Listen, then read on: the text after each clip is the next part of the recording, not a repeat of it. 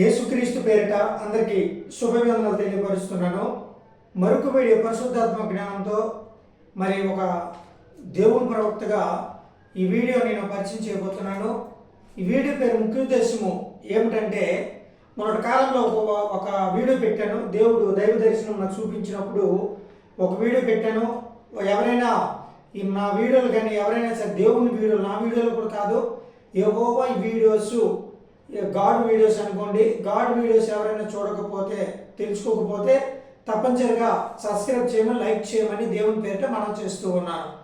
మరి ఒకవేళ మా యూట్యూబ్ ఛానల్ కానీ గాడ్ యూట్యూబ్ ఛానల్ కానీ మీకు తెలియకపోతే ప్రపంచానికి దేవుని వాక్కు అని టైప్ చేయండి. నోట్తో టైప్ చేస్తారా లేకపోతే చేతితో టైప్ చేస్తారా, మరి ఏ రకంగా టైప్ చేసినా నా ఫోటో వస్తుంది. అప్పుడు మీరు సబ్స్క్రైబ్ చేయగలుగుతారు. ఓకేనా? మరి వీడియోలోకి వెళ్ళిపోదాం. ఈ వీడియో పేరు ముఖ్య ఉద్దేశం ఏమిటంటే, మరి ఈ వైరస్ దేవునికి శత్రువులైన వారిని వేటాడి చంపుతుంది మరియు వెంటాడి చంపుతుంది. ఇది కేవలం ఏంటంటే 5 కోట్ల మంది మరణం అండి. మొన్న ఒక వీడియో పెట్టాను, అది నేను 5 కోట్ల మంది అని చెప్పాను కానీ అంకేయలేదు. కానీ దేవుడు, పరిశుద్ధాత్మ దేవుడు మరి ఆయన అంకి వేయమని బయలుపరిచాడు. ఎందుకంటే మనుషుల్లోనికి భయం పుట్టాలి, మనుషులకు భయం పుట్టాలి అంటే ఇది ఖచ్చితంగా అండి. ఇలాగ దేవుడు ప్రేరేపిస్తున్నాడు అంటే అర్థం ఏంటంటే, ఇది ప్రపంచం మొత్తానికి నేను 5 కోట్లు అనుకుంటున్నాను కానీ అంచనా వేస్తున్నాను వీడియోలో, కానీ చాలామంది మరణం పొందే అవకాశాలు ఉన్నాయి. మీకు ముందు మరి ఎడిటింగ్ చేసినప్పుడు ఒక గ్రాఫిక్స్ బొమ్మ ఒకటి పెట్టాను చూడండి. ఆ బ్రెయిన్ బొమ్మ ఒకటి పెట్టాను, మానవ శరీర బొమ్మ ఒకటి పెట్టాను చూసారా? అది ఊపిరితిత్తును, బ్రెయిన్ నుండి ఊపిరితిత్తుల్లోనికి ఎఫెక్ట్ కొడుతుందండి వైరస్. కాబట్టి ఆ బొమ్మ కూడా మీకు గుర్తింపుకి బొమ్మ పెట్టాను. ఆ ఊపిరితిత్తుల్లోనికి ఒక చిన్న కరోనా వైరస్, ఈ వైరస్ లోగో పెట్టాను చూడండి. అది బాగా మీరు అబ్జర్వేషన్ చేయాలి, బాగా తెలుసుకోవాలి. ఎందుకంటే ఈ వైరస్ మరి ఇక్కడ ఈ వైరస్ దేవుడికి శత్రువులైన వారి మీదకి వెంటాడి మరి వేటాడి చంపుతుంది అంటే అర్థం ఏంటంటే, కరోనా వైరస్ కంటే మహా డేంజర్ ఈ వైరస్. ఇది జరగబోయే ప్రవచనం. ఇక్కడ 5 కోట్ల మరణం, ఇది జరగబోయే ప్రవచనం. ఎందుకంటే ఇది ఖచ్చితంగా 100% జరుగుతుందండి. ఇది దేవుడు పంపించిన వైరస్ కాబట్టి ఇది ప్రపంచానికి లాక్డౌన్ అవుతుందా అవదా తొలత విషయం. కనుక తప్పనిసరిగా ఈ వైరస్ మాత్రము అనేక దేశాల మీదకి తాకడము 100% గ్యారెంటీ. నేను దేవుడు చెప్తున్నాను చాలా జాగ్రత్తగా మీరు వినాలని దేవుని పేరుని మనం చేస్తూ ఉన్నాను. దేవుని శత్రువులైన వారు ఎవరు? ఇక్కడ పాయింట్కి వద్దాం. దేవుని శత్రువులైన వారు అంటే దేవునికి వ్యతిరేకంగా జీవించిన వారే దేవుని శత్రువులైన వారు. ఈ వైరస్కి కులమత భేదాలు లేవండి. అంటే క్రిస్టియన్స్ వాళ్ళ మీదకి వైరస్ రాదు, లేకపోతే మరి భక్తుల మీదకి వైరస్ రాదు అనుకుని కాదు. ఎంతమంది అయితే ప్రార్థనలు చేసుకుంటారో వాళ్ళకి మాత్రం ఎటువంటి వైరస్ తాకే అవకాశం లేవని కూడా నేను ఒక సైకాలజిస్ట్ డాక్టర్గా తెలియపరుస్తున్నాను. ఓకేనా? దేవుడు తెలియపరిచిన విషయాలే మీకు నేను తెలియపరుస్తున్నాను కాబట్టి చాలా జాగ్రత్తగా వినాలి. ఎందుకంటే దీంట్లో 2 అర్థాలుగా చెప్తున్నాను. ఒకటి దేవుని ప్రవక్తగా చెప్తున్నాను, ఇంకొకటి సైకాలజిస్ట్ డాక్టర్గా చెప్తున్నాను ఈ వైరస్ విషయంలో. ఎందుకంటే దేవుని ప్రవక్తగా చెప్పడం ఏంటంటే, ఇది ప్రవచనాల వాక్ కింద దైవ దర్శనంలో దేవుని ప్రవక్తగా చెప్తున్నాను. ఇంకొక విషయం ఏమిటంటే, మరి ఈ వైరస్ వస్తుందని మనిషి బాడీని గ్రహించి, ఆ బాడీని గ్రహించిన తర్వాత ఈ వైరస్ ఇలాగ తాకుతుందని కూడా నేను చెప్తున్నాను. కాబట్టి వైరస్ తాకి మనుషుల ప్రాణాలు తీస్తుందని కూడా ఒక సైకాలజిస్ట్ డాక్టర్గా నేను తెలియపరుస్తున్నాను. ప్రియమైన ప్రజలారా చాలా జాగ్రత్త వినండి. ఇక్కడ ఈ వైరస్ దేవుని శత్రువైన వారు ఎవరు? ఎందుకు వేటాడి చంపుతుంది? కారణం ఏంటంటే, ఇది పసిపిల్లల నుండి పసిపిల్లలు అవ్వచ్చు, పెద్దవాళ్ళు అవ్వచ్చు, లేకపోతే యవనస్తులు అవ్వచ్చు, ఎవరి మీదకైనా సరే పంజా విసరడం ఖాయమండి. పంజా మీకు తెలుస్తుంది కదా, సింహం పంజా విసిరినప్పుడు ఎలాగించేది చూశారు కదా. అలాగే ఈ వైరస్ కూడా పంజా విసిరే అవకాశాలు ఆల్రెడీ స్టార్ట్ అయినాయి. ఓకేనా? ఈ వైరస్ దేవుని శత్రువైన వారు ఎవరు అంటే, ఈ వైరస్కి కులమత భేదాలు లేవు. రెండోసారి కూడా చెప్తున్నాను. ఎందుకంటే దేవుని బిడ్డలకి వైరస్ రాదని గ్యారెంటీ కూడా లేదు, కంపల్సరీ రావచ్చు. ఎందుకంటే అందులో నామకార్థ క్రైస్తవులు ఉంటారు కాబట్టి కంపల్సరీగా ఈ వైరస్ వచ్చే అవకాశాలు ఉన్నాయి, చాలామంది ప్రాణాలు పోయే అవకాశాలు ఉన్నాయి. కాబట్టి దీని కులమత ఎవరైనా సరే మరణం పొందే అవకాశాలండి. కులమత భేదాలు లేవని చెప్పాను కదా. యేసుక్రీస్తు అందరికీ ప్రభువే, కానీ మరి దేవాది దేవుడిని యెహోవా పంపించిన వైరస్ మాత్రము కులమత భేదాలు లేవండి. కాబట్టి ఎవరైనా సరే ప్రార్థన చేసుకోవచ్చు, ఈ వైరస్ యొద్ద నుండి, ఈ వైరస్ బారి నుండి తప్పించుకోవచ్చు.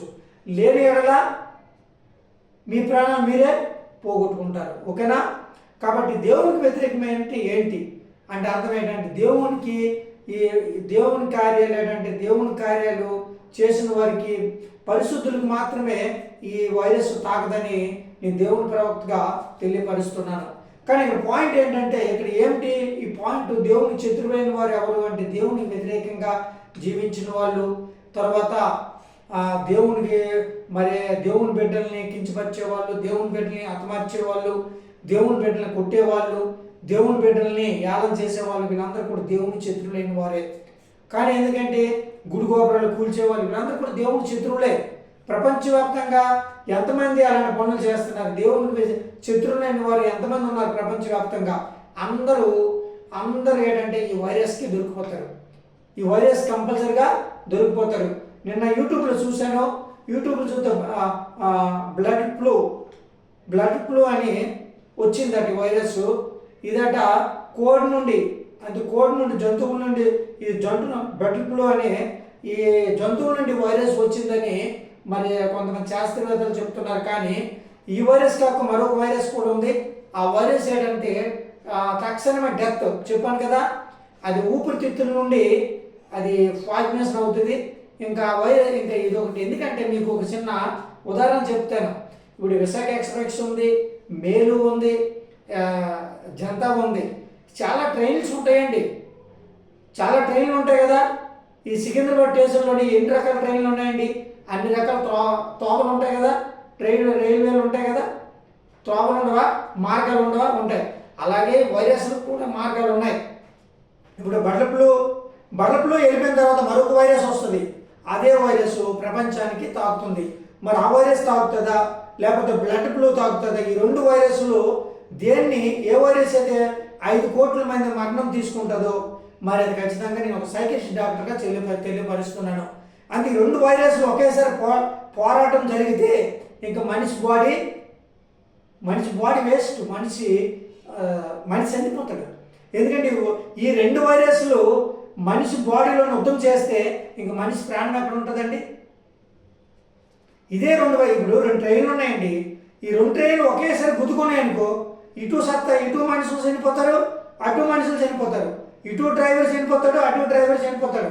చెప్తాను, ఇంజనీర్ డ్రైవర్ చనిపోతాడు. ఎందుకంటే మరి ట్రైన్ వాళ్ళు ఈ 2 ట్రైన్లు ఒకేసారి గుద్దుకున్నాయనుకో, ఈ రెండింటికి యాక్సిడెంట్ అవుతా. అలాగే మనిషి బాడీలో కానీ ఈ బ్లడ్ ఫ్లూ అనే ఒక వైరస్ ఇప్పుడు ఆల్రెడీ వచ్చి ఉన్నది. కానీ ఇంకొక వైరస్ కానీ బ్లడ్ ఫ్లూ ఈ వైరస్ 2 కానీ ఢీకొంటే మనిషి బతకడండి. చెప్పేస్తాను, మనిషి స్త్రీ అయినా పురుషుడైనా ఎవడైనా సరే బతకడం. అవుట్ ఆఫ్ డేంజర్ అంటే డెత్ 100% చెప్తున్నాను. కాబట్టి చాలా జాగ్రత్తగా ప్రార్థన చేసుకుంటూ, ఇప్పుడు కూడా నేను చెప్తున్నాను, ప్రార్థన చేసుకున్న వాళ్ళు బతుకుతారు. ఏదో శాస్త్రవేత్తలు, సైంటిస్టులు ఏదో చెప్పారనుకుని కాదు. ఇది ఖచ్చితంగా నేను ఏం చెప్తున్నానంటే కంపల్సరిగా ప్రార్థన చేసుకోండి. మీ ప్రాణాలు మీరు నిలబెట్టుకుంటారు. ప్రార్థన చేసుకుంటే మీ ప్రాణాలు మీరే కాపాడుకుంటారు, లేకపోతే మీ ప్రాణాలు మీరే తీసుకుంటారు. అది అవ్వ తప్పు కాదు, మీ ప్రాణాలు మీరే తీసుకుంటారు. కానీ ఎందుకంటే చెప్తున్నానంటే బైబిల్లో మరి చాలా దగ్గరలో తెగులు కనబడ్డాయి. ఇంగ్లీష్లో వైరస్ అంటారు, మరి తెలుగులో తెగులు అంటారు. ఇంకేదో పెద్ద ఒక విచిత్రమైన ఒక వింతకార్యం ఏం లేదు. ఇంగ్లీష్లో వైరస్ అంటారు, తెలుగులో తెగులు అంటారు. ఈ రెండింటి డిఫరెన్స్. కాబట్టి చాలా జాగ్రత్తగా ప్రజలారా, మీరు ఈ వైరస్లో ఉన్నారా, లేకపోతే ఈ వైరస్ మీకు తాకుతుందా, లేకపోతే మీరు వైరస్కి బలైపోతారా? మీరు ఒకసారి ఈ రాత్రి కాలంలో జ్ఞాపకంతో గుర్తు చేసుకుని ధ్యానించండి ఒకసారి. అవే కదా ఇంకొక వైరస్, ఈ 2 వైరస్లు కానీ ఒకేసారి ఏకమయ్యి ఒకేసారి ఢీకొంటే మనిషి చనిపోతాడు, బతకడము అసాధ్యం. కాబట్టి చాలా జాగ్రత్తగానండి. ఈ వైరస్ మరొకసారి చెప్తున్నాను, ఈ వైరస్ దేవుని శత్రువైన వారి మీదకి వారిని చంపుతుంది. తర్వాత 5 కోట్ల మరణం ఇది జరగబోయే ప్రవచనం. కాబట్టి నేనైతే 5 కోట్ల మంది వేసుకున్నాను. కానీ ఇంకా మరి చాలామంది ఇంకా దేవుని చిత్తం ఎలాగుందో, యెహోవా చిత్తం ఏ రకంగా ఉందో మనకు తెలదు. కానీ దేవుడు నా పేరాపన నా ఆలోచన ప్రకారంగా 5 కోట్ల మంది వేసుకున్నాను. 5 కోట్స్ మృతం, డెత్ అని వేసుకున్నాను. కానీ దేవుని చిత్తంలో 10 కోట్లు అవ్వచ్చు, 20 కోట్లు అవ్వచ్చు. ఆయన చిత్తంలో ఎలాగుందో ఈ వైరస్ మరి 1 సంవత్సరమా, 2 సంవత్సరాల, 3 సంవత్సరాల, 5 సంవత్సరాల వరకు వెళ్తుందా? కరోనా వైరస్ లాగా ఇక జీవితాంతం ఇది కూడా ఈ వైరస్ అలాగ మనిషి బాడీలో నాటిపోతుందా? కానీ దేవుని చిత్తంలో ఉంటుంది. కాబట్టి చాలా జాగ్రత్తగానండి, ప్రార్థన చేసుకోండి, యేసయ్య యొద్దకి వెళ్ళండి, పశ్చాత్తాపం పడండి. లేకపోతే మనం చర్చికి వెళ్ళము, లేకపోతే మేము ఇంట్లోనే యేసయ్యని తలుచుకుంటామని తెలుసు. ఎందుకంటే ఇప్పుడు పంపించిన వైరస్లన్నీ కూడా యెహోవా దేవుడు పంపించిన తెగుళ్ళు ఇవన్నీ. కాబట్టి ఇప్పుడు కూడా ఆయన పంపించిన తెగులే ఇది కూడా. బ్లడ్ ఫ్లూ ఆయన పంపించిన తెగులే. మరొక తెగులు వచ్చింది అనుకో, ఈ 2 ఢీకొంటాయి మనిషి బాడీలో. కాబట్టి చాలా జాగ్రత్త వినండి. ఒక సైకియాట్రిస్ట్ డాక్టర్గా, ఒక దేవుని ప్రవక్తగా నేను తెలియపరుస్తున్నాను.